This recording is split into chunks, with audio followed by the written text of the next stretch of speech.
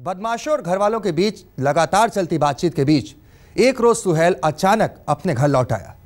जी नहीं, वो बदमाशों के चंगुल से छूटा नहीं बल्कि छुड़ाया गया। रात के अंधेरे में एक हाईवे के किनारे बदमाशों ने सुहेल को गाड़ी से उतारा और अंधेरे में गुम हो गए। मगर कहां, क्यों और कैसे?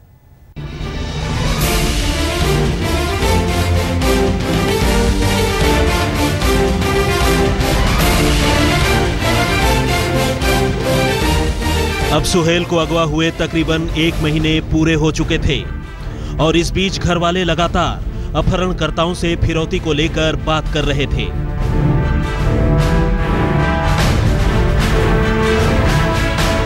क्योंकि हिंगोरा परिवार अमीर तो था, मगर इतना भी अमीर नहीं था कि वो 100 करोड़ रुपए की फिरौती इतनी आसानी से चुका देता। उधर इतने दिनों से हिंगोरा परिवार से बातचीत करते करते बदमाशों को भी यह एहसास हो चुका था कि उनका शिकार उन्हें 100 करोड़ रुपए नहीं दिला सकता।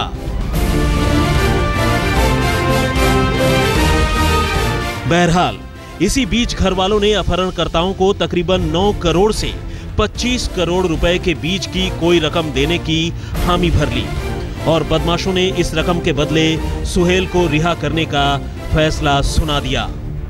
अब महीने भर बाद हिंगोरा परिवार की खुशी वापस लौट रही थी और बदमाशों ने सुहेल की रिहाई के लिए जो जगह बताई उसने एक बार फिर से हिंगोरा परिवार को चकरा दिया। बदमाशों ने कहा कि फिरौती चुकाने पर सुहेल की रिहाई पटना के गांधी सेतु के पास होगी। तो क्या सुहेल को इतने दिनों तक कहीं बिहार में छिपा कर रखा गया था? 29 अक्टूबर को दमन से सुहेल हिंगोरा को उठाकर 2000 किलोमीटर दूर बिहार के छपरा के इस चतुरपुर गांव के इसी मकान में लाया गया। 25 दिनों तक इसके एक कमरे में उसे रखा भी गया। इस दौरान 25 नवंबर को इस घर में एक शादी भी हुई। बावजूद इसके इस बात की भनक ना तो गांव वालों को लगी और ना ही पुलिस को। आखिरकार वो वक्त भी आया जब घर वालों की मुराद पूरी हुई और 28 नवंबर को सुहेल को पटना के गांधी सेतु के पास उसके घर वालों के हवाले कर दिया गया।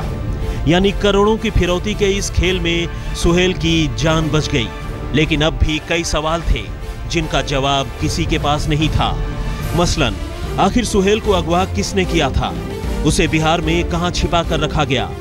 दमन से लेकर बिहार तक इस गैंग के लोग कहां छिपे थे?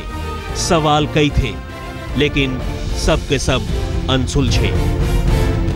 सूरत से संजय सिंह, हाजीपुर से संदीप कुमार और कैमरामैन नदीम आलम के साथ कुमार अभिषेक, छपरा आज तक।